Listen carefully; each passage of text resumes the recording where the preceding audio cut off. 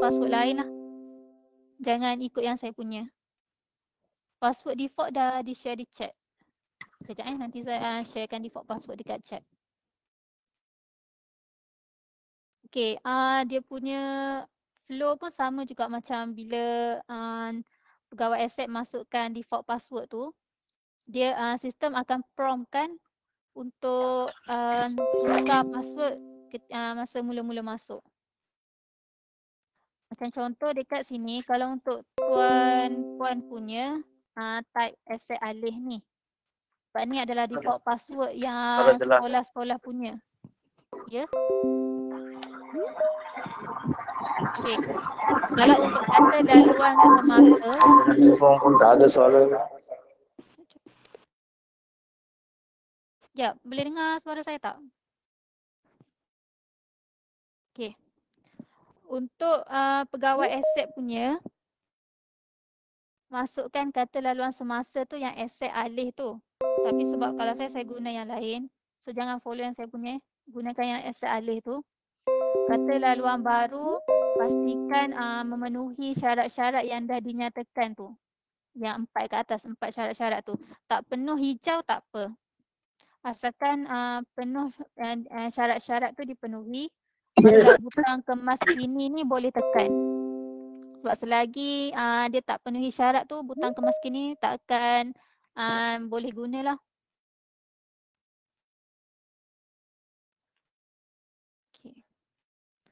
Okay, lepas dah tukar password, sistem akan minta pegawai aset untuk isi maklumat basic masing-masing. Inilah yang saya kata tadi untuk profil pengguna. Macam contoh,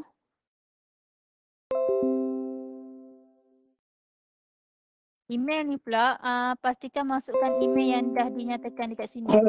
Sama ada email Delima, email MOE atau MOE Edu atau school.moe edu sahaja yang dibenarkan.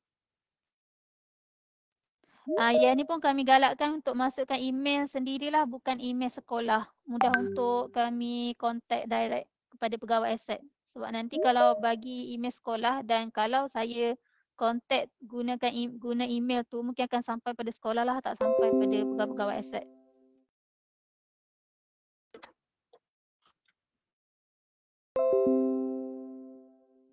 Okay, kemas kini. Okay, ni kejap ni paparan awal lepas dah kemas kini ni, lepas dah masuk pun. Yang ni yang saya katakan tadi, dashboard untuk memaparkan jumlah-jumlah aset di sekolah. Yang jumlah aset harta modal adalah jumlah aset yang bernilai 2,000 ke atas, 2,000 dan ke atas. Jumlah aset nilai rendah adalah bawah 2,000. Jumlah aset adalah jumlah bagi kedua-dua aset dan jumlah aset lebihan nanti jika terdapat lebihan aset lah yang kita dah tagging. Okay. Ada yang tak nampak. Saya teruskan ya. Okay, kalau untuk pendaftaran aset, ada dua kaedah yang saya nyatakan macam yang saya nyatakan awal tadi, manual dan Excel. Yang buat masa sekarang tak ada terdapat OCR ya.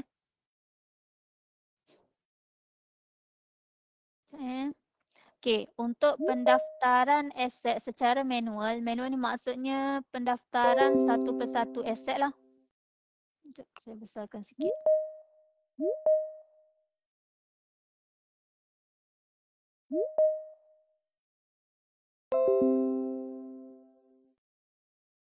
Okay, kalau tengok dekat sini ada field-field yang bertanda bintang merah tu atau asterisk merah. Yang ni adalah field yang wajib diisi. Dan yang tak terdapat bintang tu tak wajib diisi lah. Kalau ada maklumat boleh isi. Tak apa saya slowkan. Okay. Kalau untuk pengisian bagi field kategori, subkategori dan jenis aset, kalau tak pasti aset tu adalah berkategori apa, boleh rujuk pada pautan yang dah disediakan dekat atas tu, knowledgebase.treasury.gov.my. Yang ni adalah paparan yang dah disediakan oleh MOF memang perlu dan wajib dirujuk.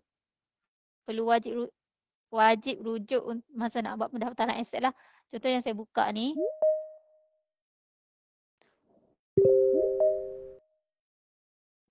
Kejap.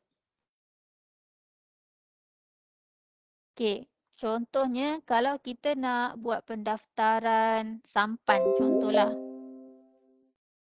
Cari dulu sampan dekat sini.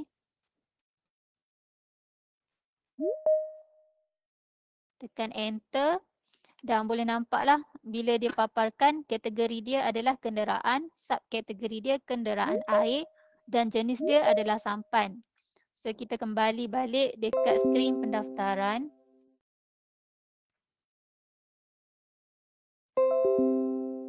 Okey, yang dekat kategori ni macam tadilah kita pilih kenderaan, subkategori kenderaan air dan jenis aset sampan. Okey, buatannya bolehlah kalau nak isi kalau ada maklumat. Contoh saya buat buatan Malaysia. Harga perolehan asal ni boleh type juga. Cuma kalau dekat sini, harga perolehan asal ni yang akan menentukan sama ada aset tu adalah aset nilai rendah atau harta modal. Nanti sistem akan auto generate lah. Dan dia sebagai aset apa. Tarikh perolehan dan tarikh terima, kalau aset tu tak ada surat beranak, maksudnya tak pernah didaftarkan sebelum ni ataupun dia punya maklumat hilang, boleh buat anggaran lah tarikh perolehan dengan tarikh aset tu diterima. Macam contoh kalau untuk tarikh perolehan ni saya buat tahun lepas 1 April 2022 dan tarikh terima adalah 1 April 2023. Tarikh terima ni penting sebab nanti kalau kita daftarkan dia sebagai aset baru, sistem akan janakan nombor siri pendaftaran tu ikut tahun yang terdapat pada tarikh terima. Okey, yang ni pun saya tak isilah sebab tak wajib. Puan, Okey, ya. apa maksud perbezaan tarikh perolehan dan tarikh terima tu? Tarikh perolehan tu tarikh tarikh aset tu dibuat perolehan. Yang selalunya tarikh ni boleh kalau aset tu dapat daripada PPD, selalunya PPD akan tahulah tarikh perolehan tu. Tarikh terima tu pula tarikh aset tu diterima di sekolah. Okey. Okey. Untuk pendaftaran aset ni ada dua jenis, aset baru dan aset sedia ada. Okey, aset baru ni adalah aset yang baru diterima di sekolah dan aset yang belum pernah didaftarkan guna borang QPA atau maksudnya dia tak ada nombor siri pendaftaran lagi. Senyap ke? Suara saya dengar kan? Okey. Jelas. Teruskan. Jelas. Aset sedia ada pula adalah aset yang dah ada dekat sekolah dan dah didaftarkan guna borang QPA dan dia dah ada nombor siri pendaftaran. So kalau contoh saya pilih aset sedia ada, nanti pegawai aset perlu masukkanlah nombor siri pendaftaran kat sini yang dah sedia ada. Ini contohnya lah. Okay. Kalau yang ni saya daftarkan sebagai aset baru, nanti nombor siri pendaftaran tu akan dijana oleh sistem. Okey, untuk bahagian penempatan pemeriksaan usia guna dan nilai semasa ni, bagi untuk bahagian sini, kalau yang ni saya nak tekankanlah, kalau isi salah satu lokasi, contoh penempatan ni kita isi lokasi, so tarikh dan nama pegawai penempatan tu perlu diisi. Sebab nanti sistem dia tak akan terima kalau maklumat tu tak lengkap. Sama kalau nak isi, macam ni, kalau nak isi semua, kalau tak nak isi jangan isi langsung. Untuk ni lah, untuk bahagian penempatan usia guna nilai semasa dengan pindahan pelupusan hapus kira. Dia berbeza dengan pemeriksaan. Pemeriksaan ni kita boleh isi status aset sahajalah. Nak isi pun boleh untuk tarikh dengan nama pemeriksa ni, tapi kalau tak isi tak apa untuk pemeriksaan. Tapi bila kita buat kemas kini nanti, yang tu perlu isi. Okey, saya tekan butang seterusnya dan lepas tu saya mark balik data-data yang kita dah masukkan.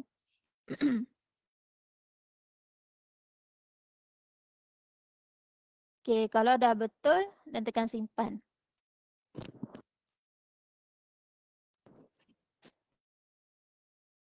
Okay, sebab tadi saya masukkan harga perolehan tu dalam ratus je. So dia akan auto pergi ke aset nilai rendah lah. Yang ni adalah nombor siri pendaftaran yang dah dijana oleh sistem. Yang ni yang saya masukkan tadi. Tarikh terima adalah tahun 2023. So dekat sini akan jadi nombor aset bagi tahun 2023 lah. Yang bernombor 1. Ni kalau untuk pendaftaran secara manual. Ada apa-apa soalan tak setakat ni? Yang berkenaan pendaftaran secara manual.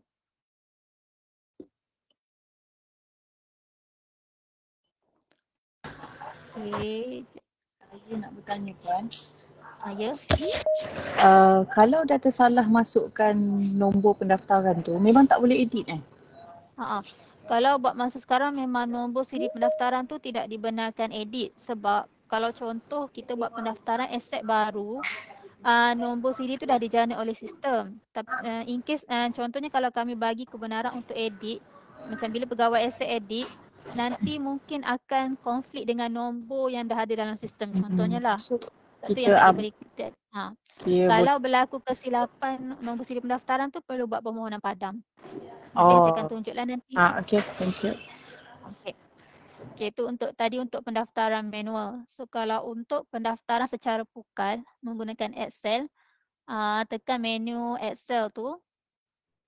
Dan boleh nampaklah dekat sini untuk muat turun template manual yang dah disediakan dan untuk tempat untuk muat naik. So kalau untuk pengisian Excel ni wajib gunakan template yang dah disediakan ni sebab template ni dia dah fixkan dengan sistem lah untuk sistem baca. Okay, saya download dulu template ni.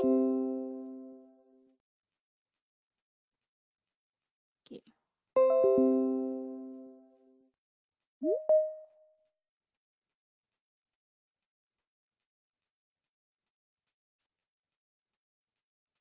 Okay. Kalau boleh nampak dekat sini, template ni dia ada 2 sheet. Sheet yang pertama adalah sheet aset alih, ruang untuk kita isi data-data aset.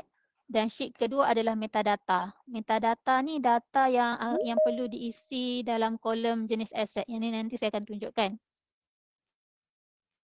Okey, kalau nampak dekat sini ada kolom-kolom yang bertanda bintang merah ni kan, asterisk merah ni. Yang ni sama juga konsep dia macam manual tadi. Perlu wajib isi yang bertanda merah. Kalau dekat sini boleh nampak dia tulis nombor siri pendaftaran tu biarkan kosong kalau aset baru sebab sistem akan auto generate lah. Kalau aset tu aset sedia ada, pegawai aset perlu isikan nombor siri pendaftaran dekat sini.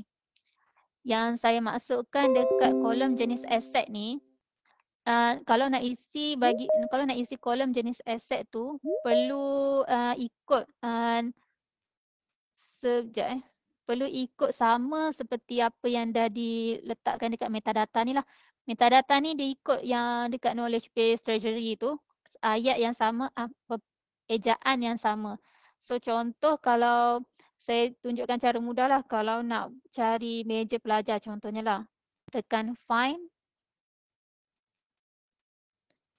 Dan type dekat sini meja pelajar. Dan tekan find next. Yang ni akan keluar terus lah meja pelajar dekat list ni. Lepas tu copy paste meja pelajar ni. Okay, copy meja pelajar dan masukkan dekat kolom jenis aset ni.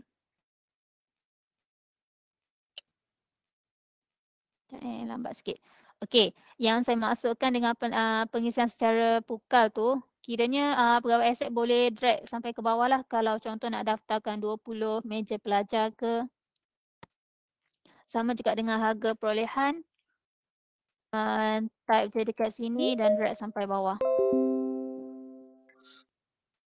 Okey, untuk kolom tarikh-tarikh, contoh tarikh perolehan, tarikh terima dan ada lagi tarikh-tarikh penerimaan kat belakang tu, pastikan pengisian tu ikut sebiji format yang dah dinyatakan dekat sini. DD/MM/YYYY. Kalau tak ikut, memang sistem pun takkan baca. Even tulis dd.mm.yyyy pun sama. Dia still salah. Kena tukar kepada slash lah. Dan kalau boleh, kalau tengok dekat sini kan, format yang asal ni, format kolom ni adalah text. Kalau boleh jangan tukar format tu, biarkan dia dalam teks, jangan tukar kepada date. Sebab bila sistem baca, dia baca teks, dia tukar date tu dekat sistem. So bila kita tukar awal date, dia akan konflik lah dekat sistem dan sistem pun tak boleh nak baca. Yang ni ada antara aduan yang saya terima lah bila saya semak balik. So jangan tukar format yang dekat sini. Tarikh perolehan, tarikh terima, kod sekolah pun wajib isi.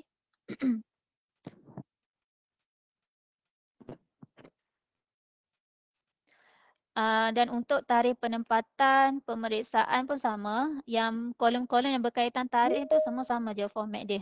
Jangan tukarlah. Lepas tu dekat sini prinsip dia pun sama juga macam manual tadi. Penempatan tu kalau isi salah satu kolom wajib isi semua. Macam contoh isi tarikh. So lokasi dan nama pegawai pun wajib diisi. Pemeriksaan tak apa. Kalau nak isi status ni sedang digunakan, isi status sahaja pun tak apa. Ataupun kalau tak isi, sistem akan automatik anggap dia sebagai sedang digunakan.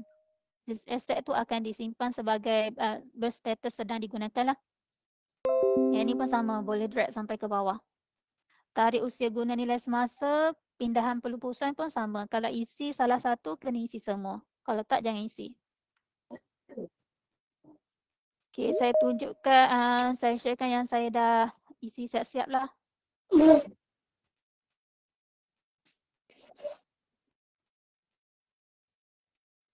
Okay, ni Excel bagi pendaftaran untuk aset baru. Yang ni saya dah isikan siap-siap. Saya kosongkan nombor siri pendaftaran. Saya kosongkan nombor siri pendaftaran dan jenis aset tu saya dah copy siap-siap daripada metadata, audio player and recorder. Okay, yang ni dalam 50 aset. Okay, lupa nak maklumkan kalau untuk pendaftaran secara bukan ni dicadangkan daftar dalam 50 ke 100 aset lah. Jangan banyak-banyak sebab sistem dia akan baca baris by baris aset tu. So, makin banyak makin lama lah dia akan jadi loading. Sebab sekarang penggunaan sistem tu tinggi, saya rasa semua pun akan faham masalah ni sebab pernah ni. Dan memang tu kita punya kekangan lah. Okay, kalau untuk harga perolehan ni, saya jadikan dia atas 2,000, so dia akan jadi harta modal. Tarikh pun saya dah masukkan ikut format, kod sekolah. Dan ni saya isikan siap-siap dia punya penempatan dan status pemeriksaan. Okay, saya cuba upload yang ni. Dekat sini, pilih dia sebagai aset baru. Dan dekat bawah ni, pilih dokumen yang saya dah ni tadi. Sekejap.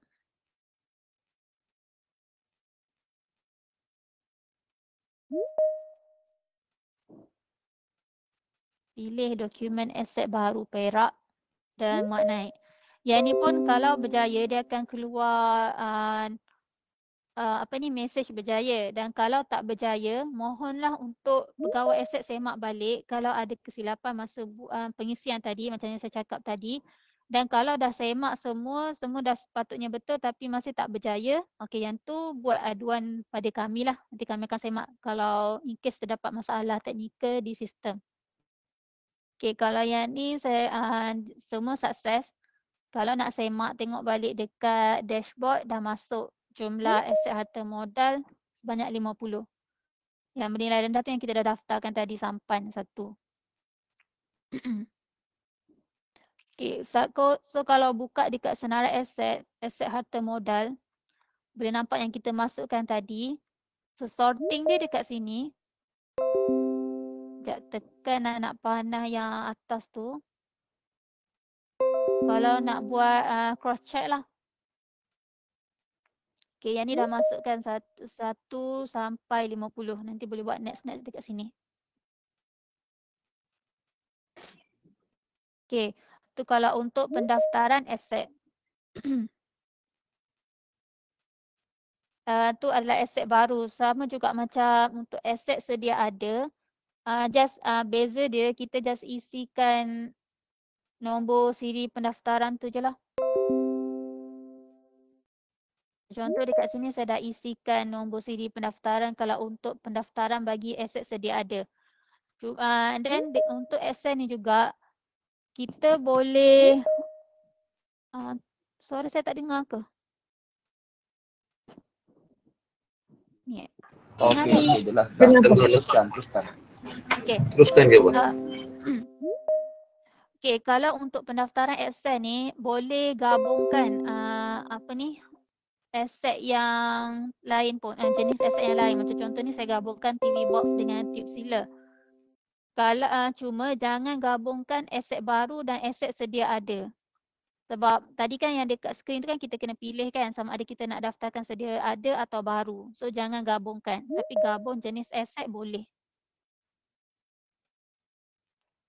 Okey, tu kalau untuk pendaftaran secara Excel lah, Excel dengan manual. Dan kalau untuk yang saya cakap tadi kemas kini, ini yang nampak sikit. Untuk kemas kini, kalau ada terdapat kesilapan masa pengisian data, tekan pada tindakan tu dan pilih kemas kini.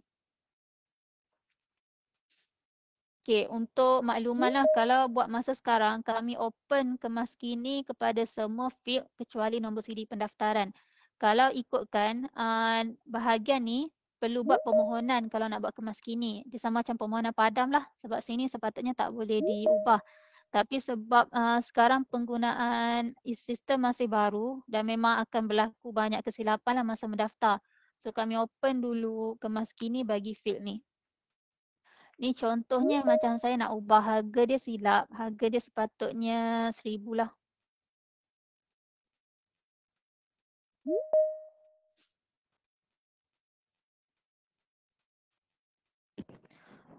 Okey. Okey, kalau saya tukar dia kepada 1,000 dan nombor siri pendaftaran dia memang tak boleh nak ubah kalau terdapat kesilapan. Contohnya kesilapan tu, nombor siri pendaftaran tadi kan saya daftar sebagai aset baru. So dia generate tahun 2023 daripada tarikh terima. Tapi sebenarnya tarikh terima tu tahun 2022. So kita boleh ubah sini tapi kita tak boleh ubah nombor siri pendaftaran kan. So yang tu kena buat permohonan padam. Okay, yang ni pun sama macam yang saya cakap tadi. Bila kita buat kemas kini, kita kena isilah tarikh ni sebab kita dah kemas kini. Sedang digunakan hari ni nama pemeriksa Ahmad Hakim. Okay, dan kemas kini.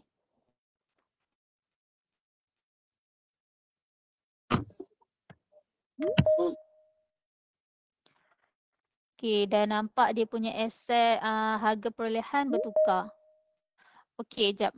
Lupa lagi saya nak tunjuk. Kalau yang tadi ada yang saya maklumkan aset lebihan kan. Aset lebihan ni tagging dia adalah dekat sini.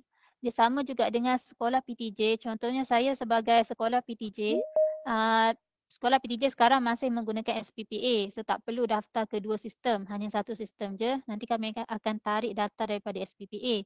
Cuma tugas sekolah SPPA kalau berlaku lebihan aset. Contohnya aset tu berlebihan di sekolah. Ada lebihan dan aset tu memang tak digunakan. Masa exam pun tak guna. So pilih contoh macam sampan ni dia adalah aset lebihan. Buat tagging dekat sini saja. Itu je tugas untuk sekolah PTJ. Sama juga pusat kos lah kalau sampan ni sebagai aset lebihan. So tagging dia sebagai status lebihan dan kemas kini. Okay, yang ni dia dah bertanda aset lebihan lah. Okay, itu kalau untuk kemas kini. Dan kalau untuk permohonan padam, contohnya yang tadi kan saya maklumkan dia sepatutnya tarikh terima dia tahun 2022 tapi kita dah tersilap daftar sebagai 2023. Nombor siri pendaftaran tak boleh ubah. So kita buat permohonan padam. Tekan dekat tindakan tu, pilih permohonan padam. Dan dekat sini permohonan ni akan sampai dekat BPA lah. Nanti BPA akan decide sama ada nak terima atau tolak permohonan tu. Macam contoh ni, isikan sebab permohonan, macam saya cakap, silap nombor siri pendaftaran dan hantar. Permohonan ni akan sampai pada BPA. Kalau kita nak semak, kita tengok dekat menu kemas kini atau padam. Okey. Kalau nampak, sekejap Okey, kalau nampak dekat sini, permohonan padam ni masih berstatus pending. So ini maksudnya BPA masih belum buat tindakan apa-apalah, sama ada approve atau reject. So kalau dia terima, status permohonan ni akan berubah menjadi approve. Barulah pegawai aset boleh tekan butang padam dekat tindakan tu. Barulah padam ni akan enable, boleh ditekan. Selagi dia tak bertukar kepada approve, tak boleh tekan. Ataupun rejected, tak boleh tekan. Dan kalau dia dah approve, tekan padam, status ni akan bertukar menjadi complete lah. Maksudnya aset tu dah pernah dipadam. Okey, tu kalau untuk permohonan padam.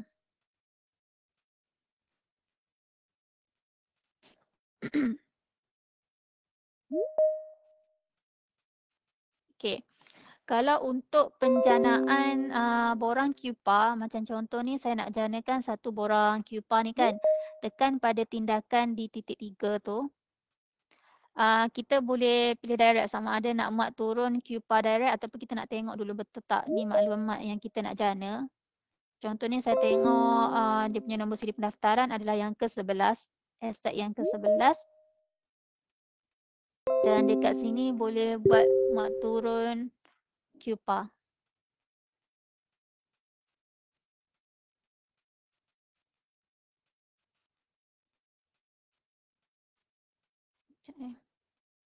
Okey, sebab tadi rasa ada yang masalah teknikal tu, jap dia lambat. Okey, dah boleh dah. Okey, yang ni borang QPA yang dah diupload sebab tadi saya downloadkan harta modal. So dia akan keluar QPA 3 lah. Yang ni maklumat yang kita dah masukkan tadi. Dia akan jana dalam bentuk macam ni. Yang ni untuk penjanaan borang QPA. Okey. Kalau setakat penggunaan sistem ni setakat tu sajalah. Cuma saya nak tekankanlah kalau untuk pendaftaran aset ni, pastikan aset tu wujud dulu secara fizikal dekat sekolah dan dalam keadaan yang boleh digunakan lah. Kalau aset tu dalam proses pelupusan ataupun rosak ataupun memang tak wujud dekat sekolah, hanya ada borang QPA saja, yang tu tak perlu didaftarkan dalam sistem ni. Dan satu lagi, daftarkan aset yang di bawah peruntukan OS 35 dan sumbangan Puan Satminda. Betul tak? Kalau OS 42 tak perlu didaftarkan. Ya, betul. Puan? Aset sumbangan juga kena daftar. Okey. Saya semak soalan yang dekat chat je lah dulu.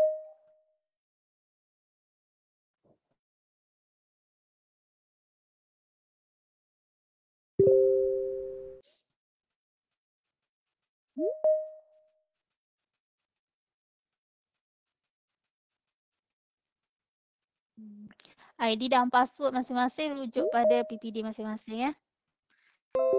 Untuk sekolah SABK Puan Satminda, kalau ikutkan memang kami buat pendaftaran juga untuk sekolah SABK dengan SBK bawah BPI. Kalau ketetapan sekarang perlu include atau tak? Sebab ada soalan sekolah SABK terlibat tak?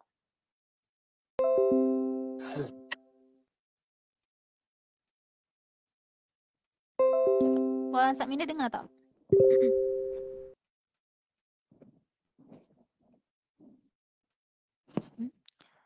Puan Satminda? Ke di mute?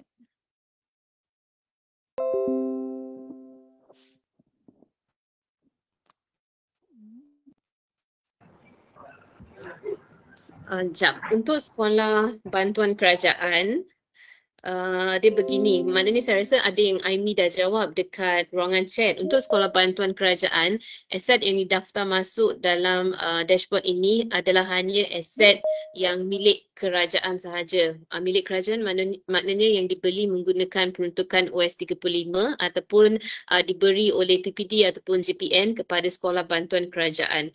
Aset-aset tersebut perlu didaftarkan sebagai aset kerajaan. Bagi sekolah bantuan kerajaan juga ada juga LPS yang terima sumbangan daripada pihak luar dan sebagainya, yang tu kita tak akan daftar masuk dalam aset dalam dashboard inilah. Okey, untuk sekolah bantuan kerajaan, apa-apa aset yang diterima daripada pihak luar perlu mohon kelulusan penerimaan hadiah terlebih dahulu, baru daftarkan dalam dashboard. Tapi Puan, soalan ni untuk sekolah agama bantuan kerajaan, kalau tak silap saya dia kena lapor bawah BPI kan? Untuk sekolah agama bantuan kerajaan kena lapor bawah BPI, BPI dia lah. ada dashboard BPI sendiri. yes, BPI sendiri, betul.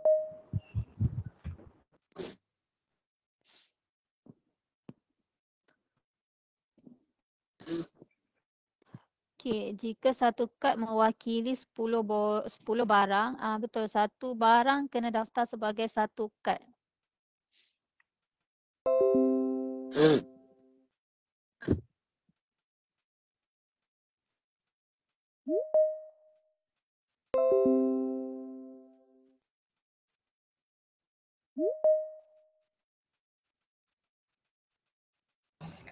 Puan, Ya. yang untuk soalan tu, sebab dulu rekod macam satu kad tu dia terus banyak barang. Betul.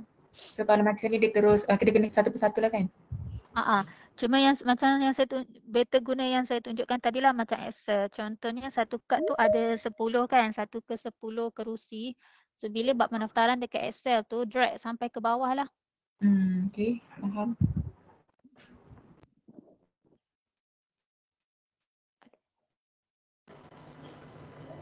Saya nak tanya, kita buat backdated isi ni sampai tahun bila? Sejak dari penubuhan sekolah. Tak clear. Ingat tak? Tak dengar. Sejak dari penubuhan sekolah Puan, kira semua aset lah perlu dimasukkan atau perlu didaftarkan. Dengar tak suara saya? Dengar. Lama tu, okey. Sebab tu yang tadi BPA pun ada sebut kalau boleh pastikan aset tu wujud secara fizikal lah.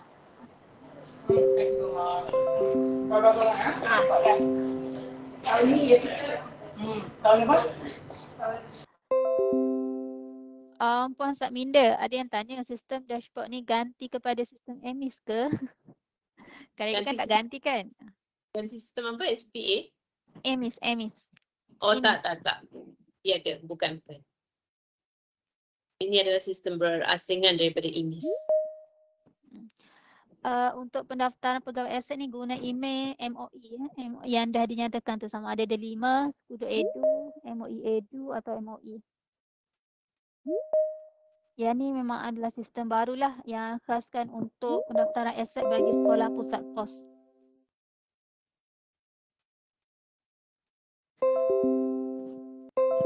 Kalau yang untuk nombor pendaftaran lama tu dah ada kan? Yang tu yang saya bagi pilihan tadi untuk daftarkan sebagai aset sedia ada dan masukkan nombor pendaftaran yang dah ada tu.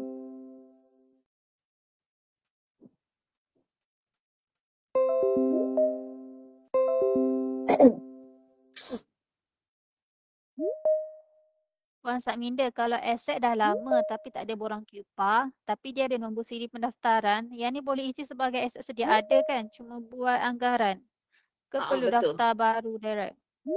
Di atas Boleh sekolah kan? Tapi cuma kalau nombor seri pendaftaran yang kita galakkan untuk daftar adalah berdasarkan perkelin perbendaraan, di mana tuan-puan kena pastikan nombor seri pendaftaran adalah yang KPM/JPN/kod sekolah dan seterusnya lah.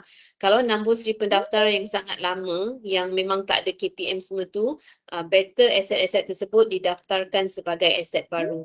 Jangan daftar sebagai aset sedia ada sebab dia tidak mengikut nombor seri pendaftaran yang ditetapkan di bawah perkelin perbendaraan.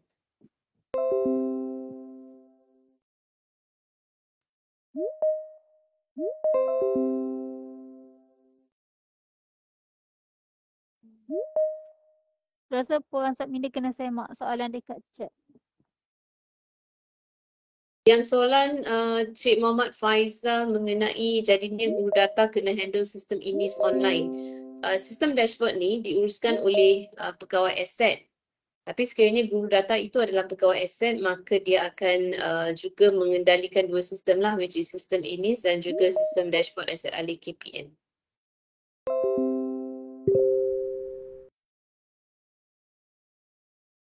Untuk tarikh terimaan, biasanya tarikh terimaannya kira buat tarikh yang baru juga lah ya, untuk kes nombor rujukan aset lama tak ikut spek nombor seri terkini. Okey, untuk aset-aset lama yang tiada nombor seri pendaftaran, maka tuan-puan kena buat anggaran tarikh perolehan dan tarikh terimaan. Sebagai contoh, kalau tuan-puan merasakan aset lama itu diperolehi pada tahun 2015, maka tarikh perolehan tu akan jadi tahun 2015 lah. Cuma untuk tarikh terimaan kita boleh buat 2 minggu selepas tarikh perolehan ataupun boleh ikut tarikh perolehan lah. Janganlah yang mana kita buat perolehan tahun 2015, tarikh terima kita buat 2023 sebab nanti semua aset tuan-puan akan capture sebagai aset-aset tahun 2023. Yang mana aset lama kena buat anggaran secara rasional lah. Maknanya tarikh terima dan tarikh perolehan adalah tahun yang sama.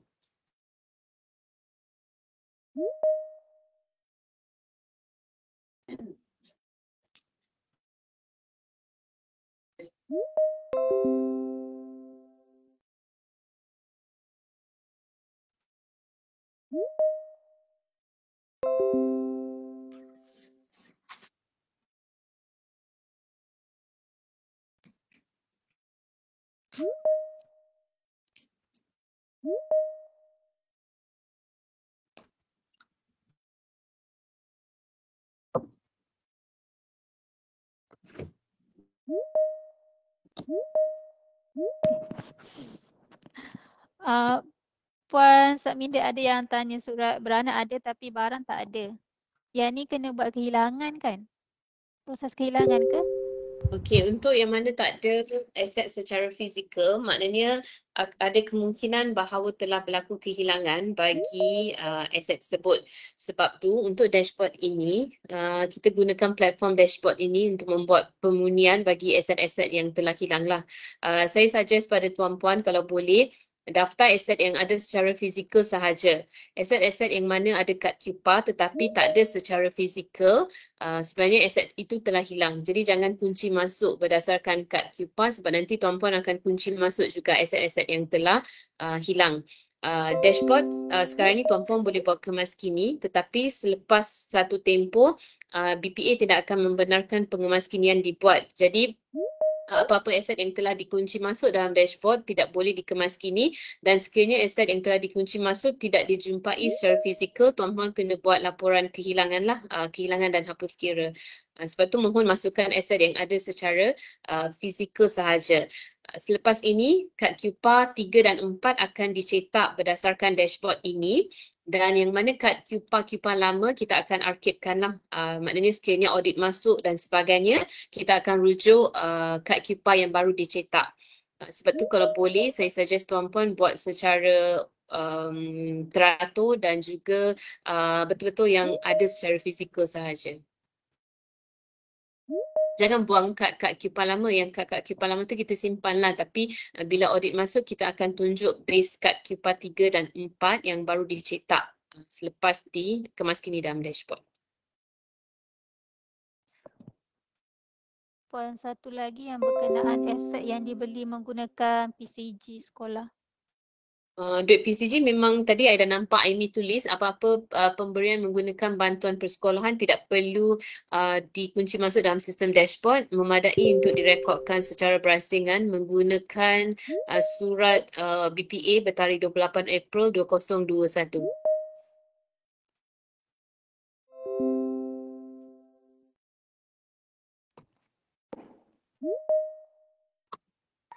OK，我问你们，你们没有人要定这些啊？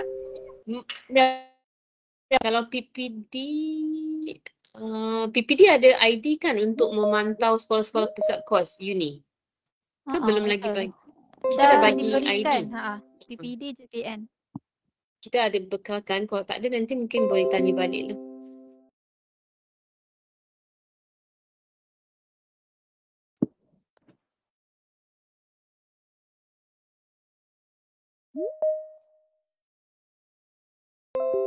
Guru data adalah untuk IMIS, pegawai aset untuk sistem dashboard lah. Aimi ada ke guru data yang jadi pegawai aset juga? Selalunya guru data lain dengan pegawai aset, soalnya PK 1. Alright, thank you.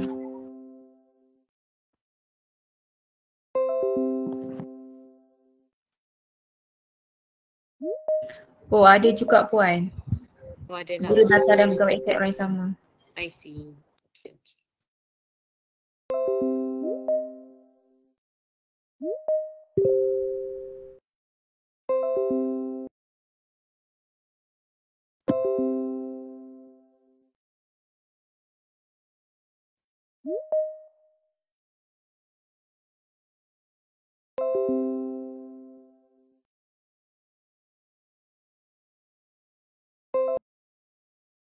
Yang SK Belanja, memang nama sekolah ni SK Belanja ke? Sebab dia kalau tak dapat surat lantikan, nanti mohon melalui Puan Aimi maklumkan kepada kami nama pegawai tersebut dengan IC. Nanti saya nak semak dalam sistem kami lah. Sebab sepatutnya tak tahu berapa lama dah mohon. Sepatutnya dalam masa 2 minggu hingga sebulan kita akan keluarkan lantikan tersebut untuk lantikan pegawai aset.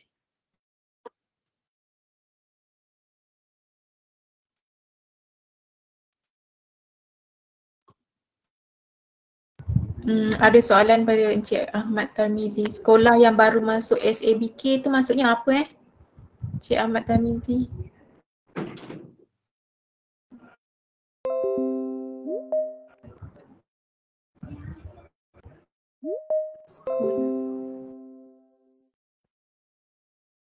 Tapi kalau untuk SABK ni mohon rujuk kepada bahagian pendidikan Islam sebab SABK di bawah seliaan BPI.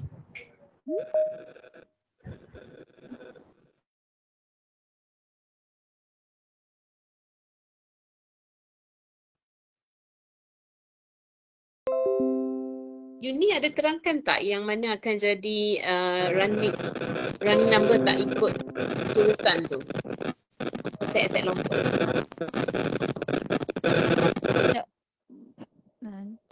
Okey, sekejap tak clear suara Puan tadi. Oh, okey, lupa. Kalau untuk jika berlaku pemadaman, contohnya dah buat pendaftaran aset baru kan, sistem yang akan generatekan nombor siri pendaftaran. Contohlah 1 sehingga 30.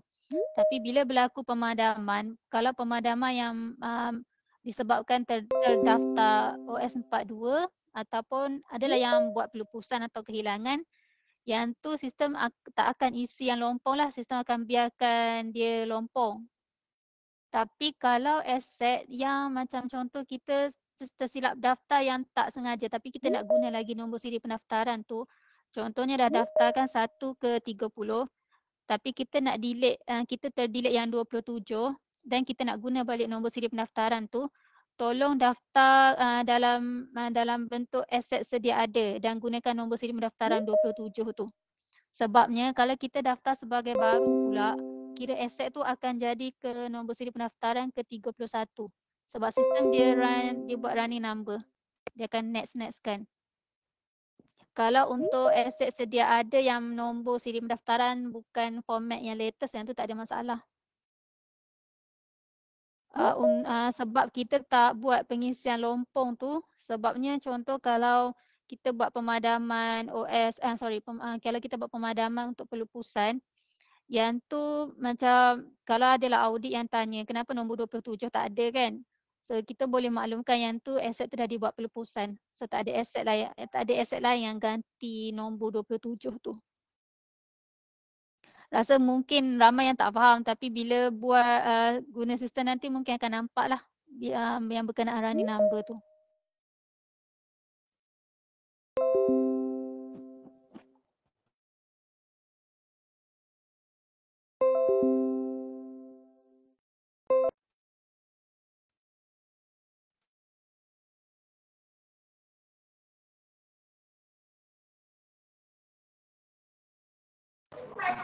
Puan, ada due date ke isi ni ke macam kita boleh je isi pelan-pelan yang backdated ni tau?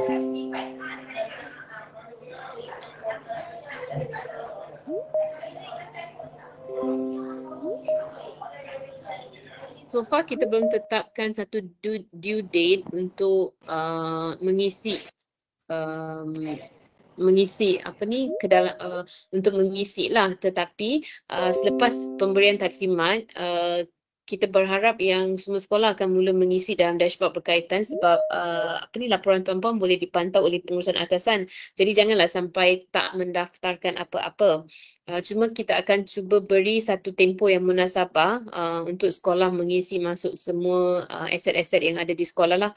Kemungkinan 6 bulan kita akan bagi. Tapi bila due date yang terakhir belum ada lagi sebab masih ada lagi 2 sekolah yang belum diberi taklimat. Selepas selesai minggu depan kita akan maklumkan melalui JPN lah tarikh sebenar ataupun tarikh terakhir untuk mengunci masuk.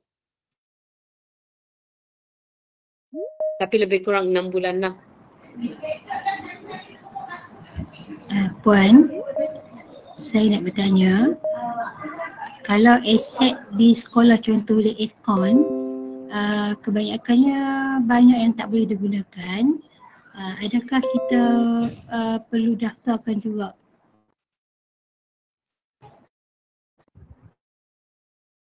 Econ yang apa tadi? Econ Econ di sekolah, Okay. macam sekolah saya 2004 kan, jadi kebanyakan Econ yang ada di bilik guru, di pejabat tak boleh digunakan dah kan.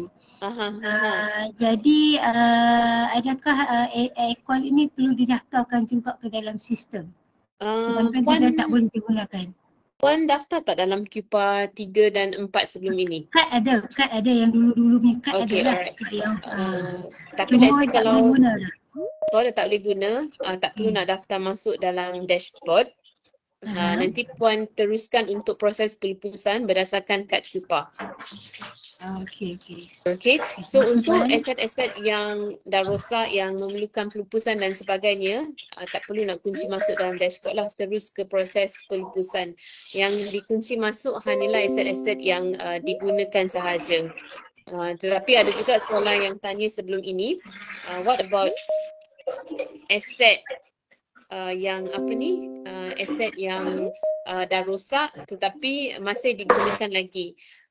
Aset yang rosak tapi masih digunakan lagi sebab belum dapat penggantian masih perlu didaftarkan, sebab kalau audit masuk dia akan tanya kenapa aset tersebut digunakan lah. Jadi mana-mana aset yang digunakan pastikan didaftarkan selagi tak buat pelupusan. Tetapi yang mana dah tunggu untuk buat pelupusan dan sebagainya tidak perlu didaftarkan. Hanya sekarang saya kena daftar jugalah walaupun dia rosak. Tak adalah sebab Puan punya dah rosak. Maknanya sekarang ni tunggu kena buat pelupusan lah sebab Puan pun Puan nak buat pelupusan ke penyelenggaraan? Kena kenal pasti sama ada kena kenal pasti apa yang kena buat. Sebab kalau dah terlampau lama dan memang rasa dah tak boleh nak selenggara, dah dapat perakuan daripada JKR ataupun pegawai teknikal, sebab di PPD dan di JPN ada kan pegawai jurutera, mohon dapatkan pandangan mereka lah. Kalau mereka berpandangan tak boleh nak diselenggara lagi, baik dilupuskan, saya rasa Puan kena teruskan proses pelupusan. Pelupusan lah, Betul. Okay. Puan cuma nak clarify yang aset Econ adalah aset tak alih. So kalau ada sekolah yang ada akaun tu jangan daftar lah dalam dashboard.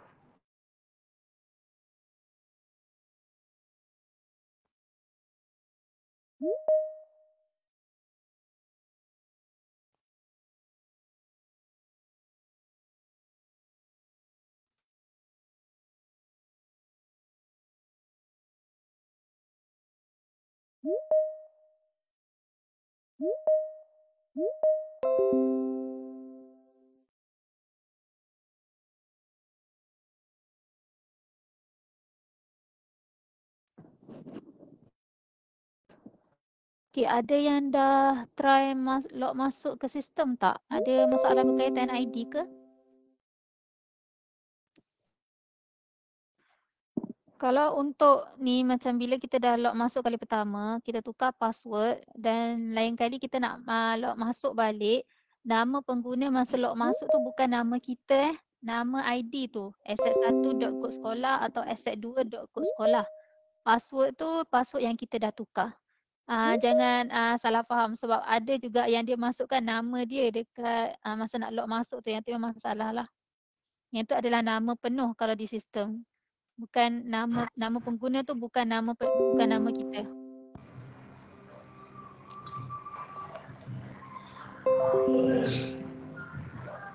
Ulang balik cikgu.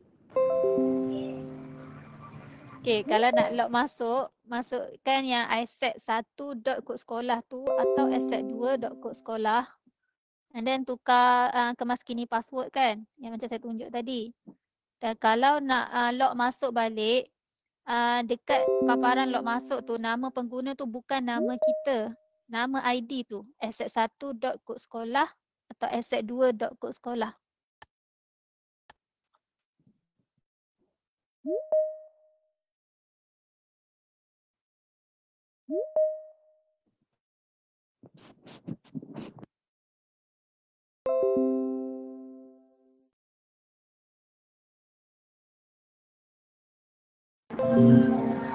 Assalamualaikum Puan.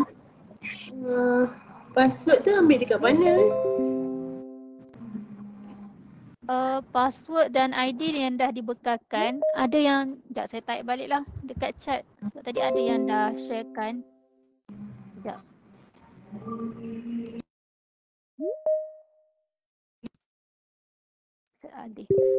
Dan ni adalah default password. Kalau tak boleh masuk, ada kemungkinan password tu ada orang dah tukar. Sebab yang setakat saya semak sebelum-sebelum ni, memang orang tak boleh masuk. Tapi bila saya semak rupanya dia dah ada orang lain dah kemaskini. Sama ada pegawai lama ataupun ada yang dia dah kemaskini tapi dia tak simpan.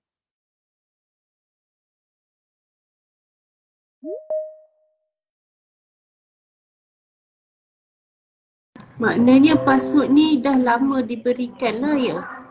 Betul. Dah dibekalkan kepada semua sekolah. Saya lupa bila Puan Saminda yang BPA dah emailkan kepada semua JPN. Yang password tu ke? ID dan password. Last year kot. Nanti saya semak. Last year ke awal tahun ni saya dah lupa. Nanti Saya saya rasa macam last year bulan 7 ke 8, saya tak ingat. Kami JPN dah edarkan kepada PPD, sepatutnya dah dapat kepada sekolah-sekolah.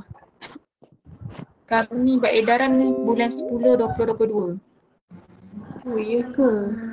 Jadi boleh tak rujuk PPD? Maknanya saya kena rujuk PPD lah ni? PPD mana Puan? PPD LMS. Saya rasa nampak ada Puan jawab daripada LMS Jawab dia dah edarkan. Oh ya ke? Nanti saya semak balik. Puan boleh tanya, sumbangan dari orang luar dan LPS kena daftar dalam dashboard ke?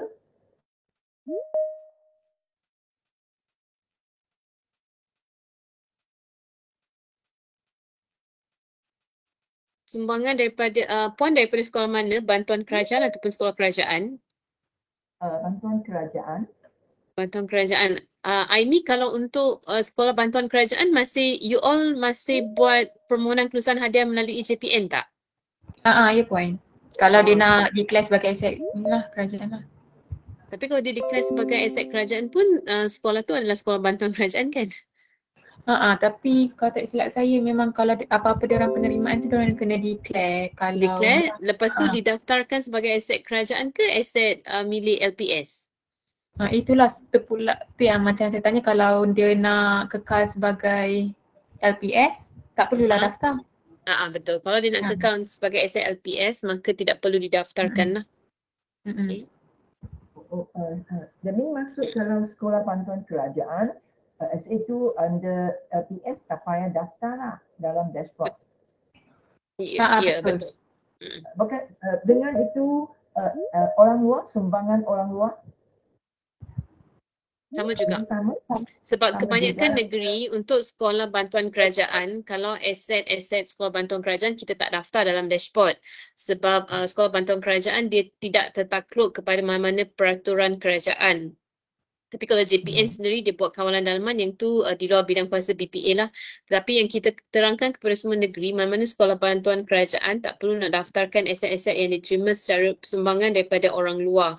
Aset yang didaftarkan masuk dalam dashboard hanyalah aset yang diberi sama ada oleh JPN, PPD kepada sekolah tersebut ataupun aset yang menggunakan peruntukan OS 35. Yang mana bantuan OS 42,000 dan sebagainya tidak perlu didaftarkan dalam dashboard berkaitan.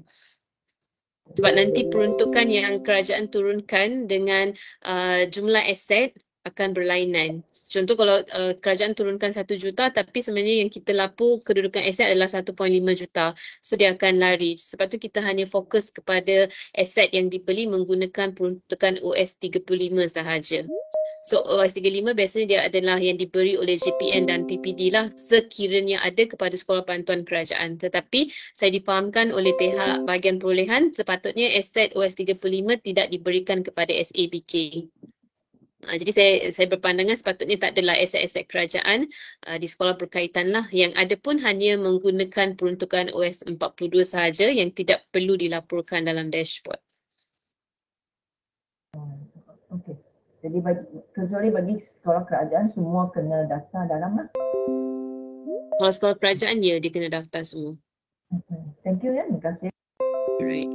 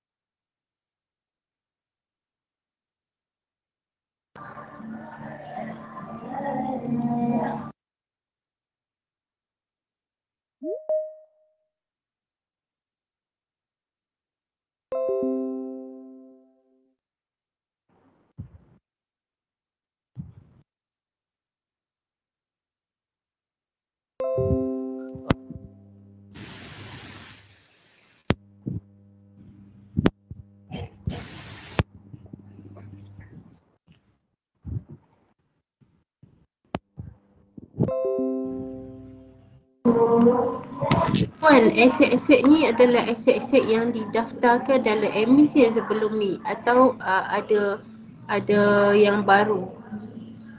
Ada aset yang baru untuk daftar ke? Macam mana?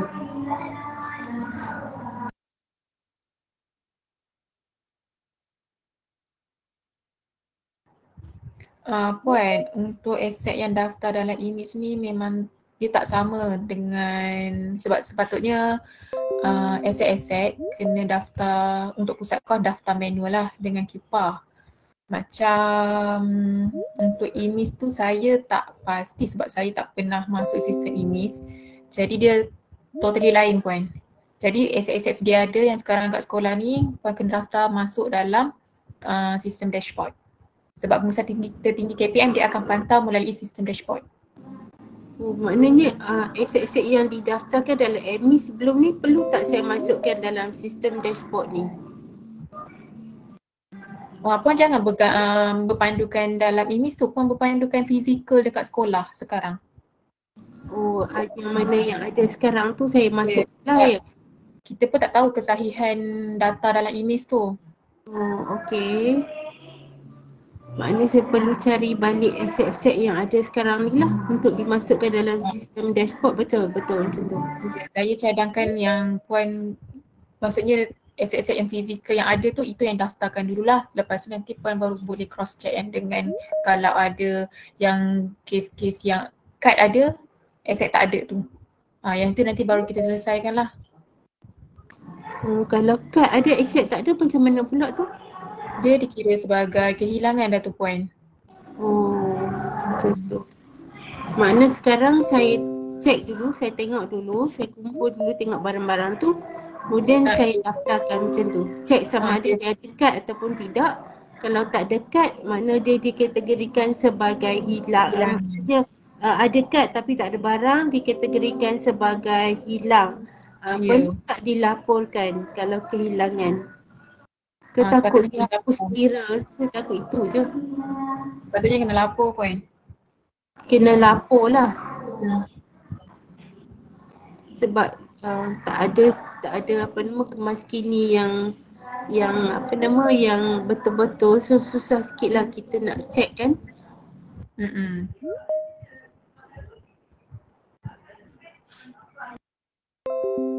Tadi saya dengar puan kata macam aircon tu aset alih, tak perlu direkodkan di dalam sistem dashboard. Aset tak alih kan? Aset tak alih kan? Tak perlu direkodkan dalam dashboard kan, betul tak? Sepatutnya dah buat pengemaskinian. Sepatutnya untuk aircon ni dah didaftarkan sebagai aset tak alih. Tapi kalau masih ada yang didaftarkan sebagai aset alih, sekarang ni lah dekat kad masih aset alih kan? Ya betul. Kan masih elok. Ya. Kalau macam tu jangan daftar dalam dashboard, tapi nanti tolong kemaskini daftarkan sebagai aset tak alih. Okey, so kalau macam tu dia pelupusan pun, pelupusan lah, penyelenggaraan pun bolehlah guna duit kerajaan kan? Ya. Okay, so maknanya bila dia ubah kepada aset alih memang dalam sistem dashboard tak perlu dimasukkan lah data ni? Ya betul. Okey, terima kasih puan. Sama. Aset-aset sumbangan tadi macam kita dapat pada badan-badan swasta tu perlu juga didaftarkan, betul tak? Untuk ini puan, aset sumbangan daripada ni ke? Badan luar Badan luar. Okay, kalau badan luar tu dia nak serah kepada sekolah dan untuk dijadikan sebagai aset kerajaan, ya puan kena mohon kelulusan penerimaan sumbangan. Lepas dah dapat kelulusan, puan kena daftarkanlah sebagai aset kerajaan. Kalau dia bagi sumbangan tapi dia tak nak declare sebagai aset kerajaan, duit-duit penyelenggaraan tak boleh guna untuk selenggara aset-aset tu. Oh macam tu, kalau kita daftar baru kita boleh untuk apa, penyelenggaraan lah. Baik, terima kasih.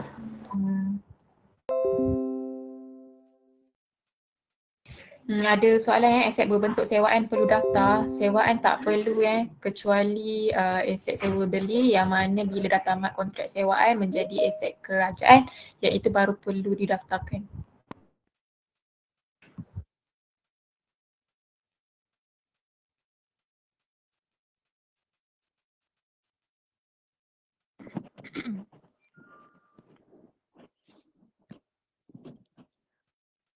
Okay, kalau ada yang dah pernah log masuk tapi ada masalah ataupun lupa password nak kena reset balik, saya sharekan Google Form kalau untuk ada permasalahan login lah. Tapi jangan minta ID dengan saya. Yang ni bukan untuk minta ID, yang ni untuk kalau dah pernah masuk lupa password atau perlu reset password ataupun tak boleh masuk. Yang ni mohon isikan dekat sini. Nanti saya akan semak lah.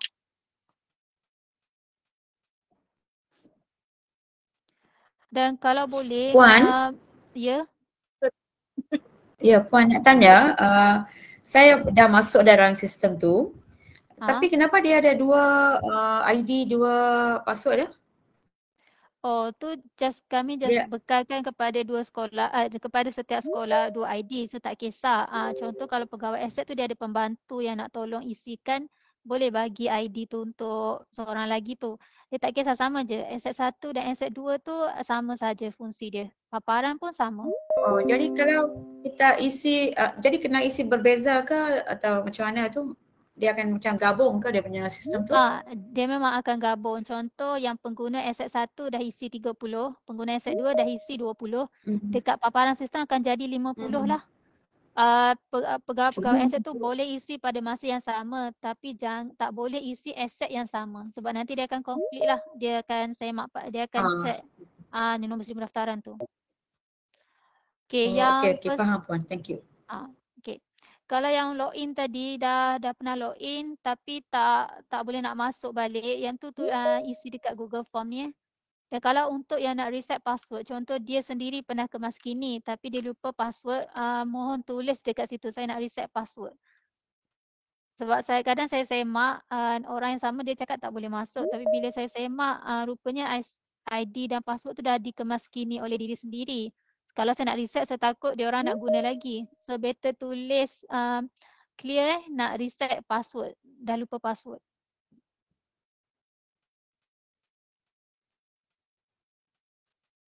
Yang ni Puan, ya?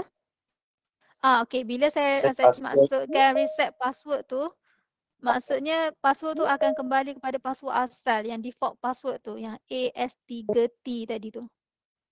Yang macam yang saya...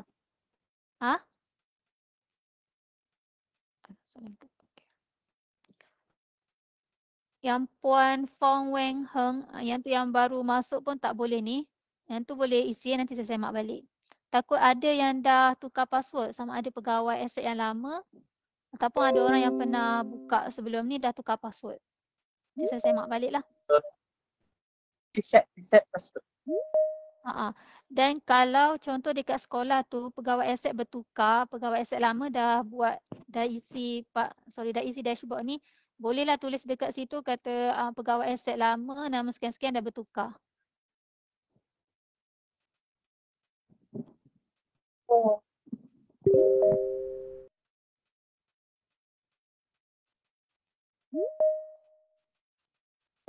Saya kena pilih pegawai aset lama sudah berpencen, sudah bersara.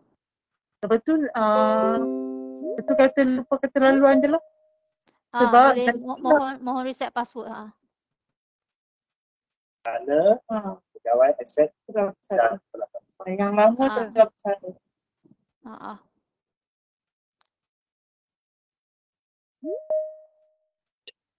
Kalau tulis nama pegawai aset lama tu pun lagi okey. Kalau saya semak lah. Kalau betul dia, takut orang lain yang dah tukar. Contohlah pegawai lama Encik Syahril, pegawai lama Syahril bin apa-apa dah bersara. Mohon reset password.